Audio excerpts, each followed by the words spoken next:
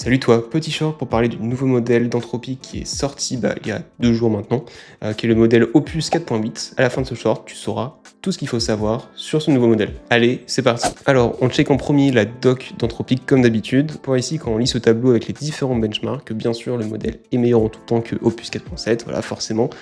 Mais après, voilà, il faut prendre ça avec des pincettes, notamment concernant l'agentic coding, typiquement, car ce sont des problèmes pour lesquels ces modèles sont pré-entraînés, donc c'est forcément qu'ils vont avoir des bons résultats, en fait, globalement.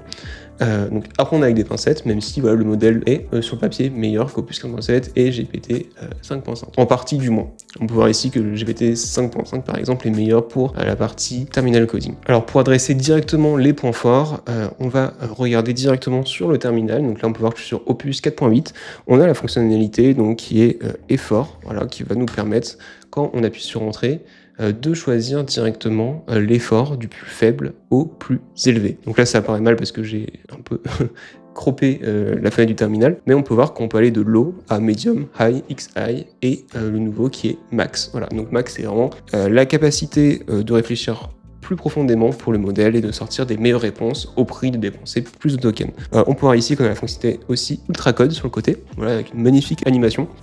Et donc ça allie XI plus la capacité, donc workflow juste ici qui n'apparaît pas, mais workflow qui est la nouvelle fonctionnalité aussi d'Opus 4.8. Donc qu'est-ce que c'est workflow? Donc là je vais choisir l'effort, on va dire XI, voilà par exemple, et maintenant je vais pouvoir taper créez-moi une app comme, je ne sais pas, Spotify, voilà, réalise-la à l'aide de workflow. Et en fait, à partir du moment où je tape le mot workflow, on peut voir qu'il apparaît en arc-en-ciel comme ça. Et si j'appuie sur entrée, en fait, ça va lancer une énorme session dans laquelle Claude va agir cet agent-là comme un orchestrateur et il va pouvoir générer autant de sous-agents presque qu'il veut, tout simplement parce qu'il va pouvoir générer jusqu'à 16 sous-agents en même temps, et ça peut aller jusqu'à en tout 1000 agents qui ont été générés sur cette query, cette demande. Et attention parce que ça va consommer énormément de tokens, parce que les agents vont utiliser le même niveau d'effort que l'agent initial. Donc là par exemple, si je lance ma demande avec mon agent qui est en effort high par exemple, tous mes sous-agents seront en effort high aussi. Autre point intéressant qui nous est dit directement sur la doc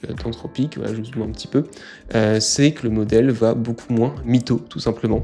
Maintenant, il va beaucoup plus faire attention à ce que vous disiez et va aussi potentiellement vous contredire s'il n'est pas d'accord, ou en tout cas, il va être beaucoup plus ouvert au débat. Voilà, il va agir un petit peu moins comme quelqu'un qui dit oui à tout, et c'est notamment indiqué par ce schéma juste ici. Si tu as déjà des retours à me donner sur Opus 4.8, n'hésite pas à me le dire en commentaire, et voilà, on peut en discuter. Je trouve ça super intéressant là, de pouvoir échanger avec la commu. Voilà, n'hésite pas. Et moi, sur ce, je te dis à la prochaine.